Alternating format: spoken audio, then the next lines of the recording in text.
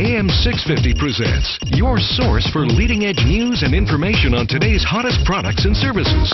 This is Experts on Call on AM 650. Hello and welcome to Experts on Call. Sterling Fox with you. It is time for Quay Pacific's Talk About Strata, and my co-host is once again the Vancouver Province columnist Tony Gioventu from Condo Smarts every week in the home section.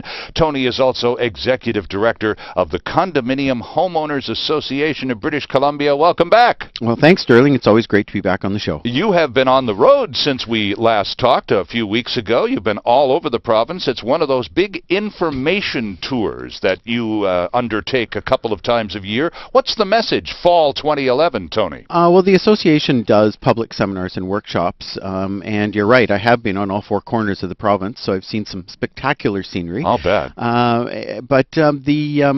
This fall, we're doing 3 sessions. One session deals with insurance for strata corporations and all of the features that come along with insurance. Another session deals with operations and maintenance planning, what strata corporations, how they plan their annual budgets and their maintenance schedules and their long-term schedules. And, you know, we're talking about the new depreciation port regulations that we're anticipating coming in under the legislation very soon. And then the third session is dealing with correspondence and all the types of forms and certificates that strata corporations have to sign, and along with privacy laws that they're dealing with. Okay, well, I'm glad that insurance is front and center, because that's going to be the focus of a great deal of the discussion on this hour of Quay Pacific's Talk About Strata, Tony. But before we get to all of those, that myriad of insurance issues and details, I would like your comments as the Executive Director of the Condominium Homeowners Association on this matter that's being introduced in Ottawa, of all places, by the government of Canada. They have they're calling it, we call it, the Flag Bill. Right. It's legislation that essentially guarantees individuals the right to fly the Canadian flag. And I understand, Tony, that this legislation has been deemed to be necessary because of some pretty ferocious battles in strata complexes the world over, or at least nationwide across Canada. What's the story behind this? Well, in British Columbia, we've certainly have some disputes that rose to the surface over the past few years that deal with flag issues. And but the issue is not whether people can fly the flag, whether they can fly the maple leaf or not. That's not the issue. The issue is really how are you flying the flag? For example, most of the flag poles or standards that you attach to buildings screw directly to a building. Yes. And they can do a lot of damage to buildings, to building membranes and decks and balcony areas, the facings. A lot of damage can be done. The flagpole with the flag on it whipping in the wind can do more damage. The other issue, of course, is not only how you mount the flag to the building, or if you've mounted it to the building, but do you have a flag that's oversized and causing a nuisance to somebody else? You know, a 3 by 9 foot flag hanging off your balcony that's blocking the windows of your neighbors downstairs is probably going to cause a conflict. I was just going to say, that might look great outside a car dealership or something, but chances are the person who lives next door to you would like his view back, right? Oh, and we've certainly had that complaint. You know, people who feel in a high-rise they want to unfurl a huge flag and it covers the balcony and the windows of the unit below or 2 units below. It's not fair, and it is a nuisance. You know, certainly we have the right, and I've not yet come across any strata who is telling their residents you can't fly the flag. What they're saying is display it from your strata lot, tie it off on your balcony rails on Canada Day, or you might have a very specific type of rail mount that's a clamp that goes to the balcony rail, and, you know, use this type of mount to avoid damage to the building. You know, we live in a very wet climate on the coast. Sure. The last thing we need to do in any circumstance is drill more holes into our buildings. Okay, now you see, it's very important that we take a moment or two and to have this little discussion, because the government of Canada is presenting this legislation to the nation as though someone somewhere was being denied their patriotic right to display our national flag on Canada Day. That's the way they make it sound, right. The spin surrounding the pitching of this bill. Right. Well, it's a spin of patriotism, but it's just a reality in multifamily buildings, or even if you're in your own single-family home. You know, if you're going to be screwing a flag mount onto your fascia boards or onto your building and exposing your building to damage, it's not a solution.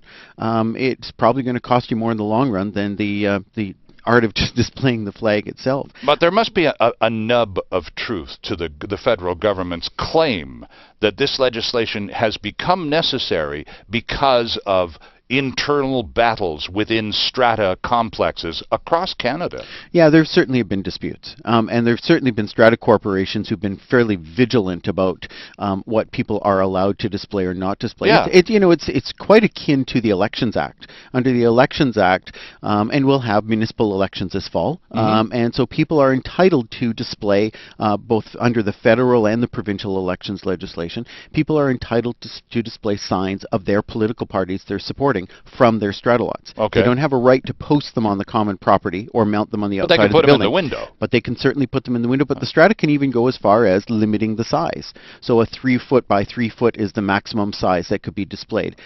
They can be up during the election. The day after the election, they have to come off. That's all within the ability of a strata corporation to be able to regulate that. It's not saying no. It's saying yes, you can. But by the way, you can set some reasonable limitations for this. Okay, I want to get to insurance because we've got a lot to talk about here, but let's settle this flag bill business and move on, okay?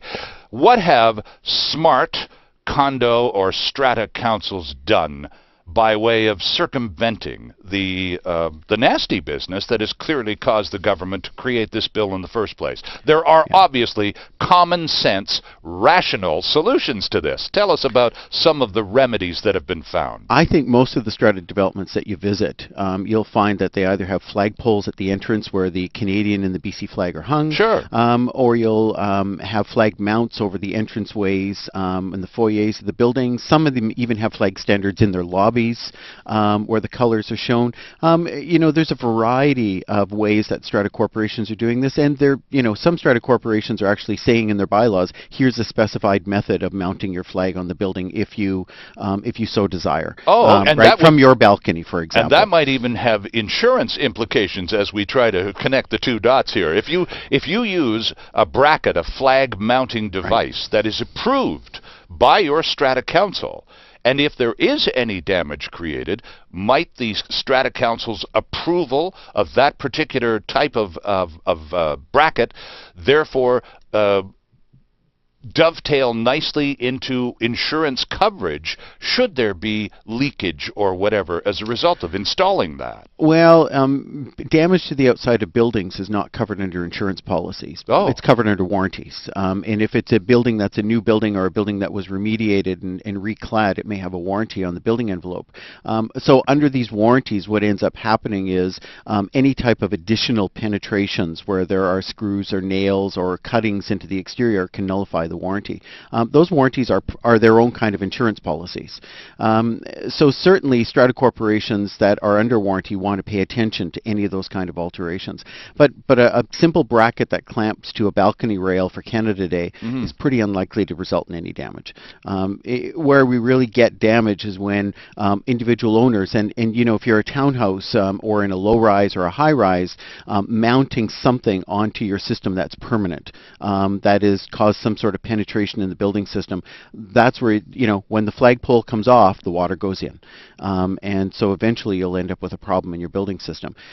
So strata corporations, just need to set some reasonable standards. Here's how you can do it. Right. Here's the best practice method. Be respectful of your neighbors. And by the way, we have flagpoles and standards around the building to be able to respect this anyhow. Tony, we're talking insurance in this particular edition of Quay Pacific's Talk About Strata, and you've already caused me to write down two different words: insurance and warranty. Right. And we're clearly talking about two very distinct items. Explain the difference between the two. Well, the insurance policy of a strata corporation would be like the general insurance policy for perils that we would all buy for all of our homes.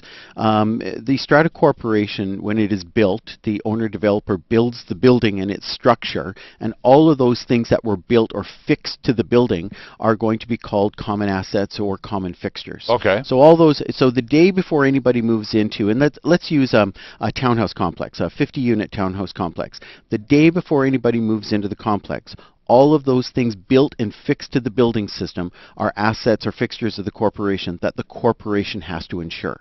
So all the original flooring, the original carpeting, the walls, the structure of the building, the roofing. So if there's a fire, the Strata Corporation's insurance covers the rebuilding that unit to the same condition of the day before the first person moved in. Okay. Right? Now, the only things that are not covered by the Strata Corporation are going to be appliances if they can be removed without damaging a strata lot. So a fridge and a stove that are just basically park-ins. You've just rolled them in.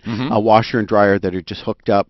Those types of things are they're basically fixtures of the condo owner, of the townhouse owner. They're not part of the fixtures of the Strata Corporation. So if there's a fire in your unit, right, and the damage to the flooring, to the kitchen cupboards and stuff would be covered by the Strata Council's insurance. But if the fridge was somehow or another damaged and needed to be replaced, would that be you, the unit owner's responsibility? That would be your responsibility. Okay. Now, one of the problems that we have, and the language is very close, so it's easy to confuse this, is owners frequently look at the words common asset or common fixture, and they mix that up with common property. Just because the Strata Corporation has to insure all the common assets and fixtures within the strata lot doesn't mean they maintain and repair them. The carpet that was installed in your unit is part of your unit, exclusive use of your unit, and it's fixed to the unit. That's why it's insured by the corporation. Okay, right. But when that carpet needs to be replaced, or if there's wear to it, or it needs to be cleaned, or any of the maintenance that's required, that's the responsibility of the user of that strata lot. That strata lot owner maintains, repairs, and replaces that carpet in its normal life cycle of maintenance and renewals. But the original fixtures, as they were installed, under an insurance capacity, it protects basically the asset of the Strata Corporation as a whole. So if there was a fire, you wouldn't end up with a situation where an owner didn't insure all of those things, and you'd be left with a bare, stripped-down unit that was unlivable.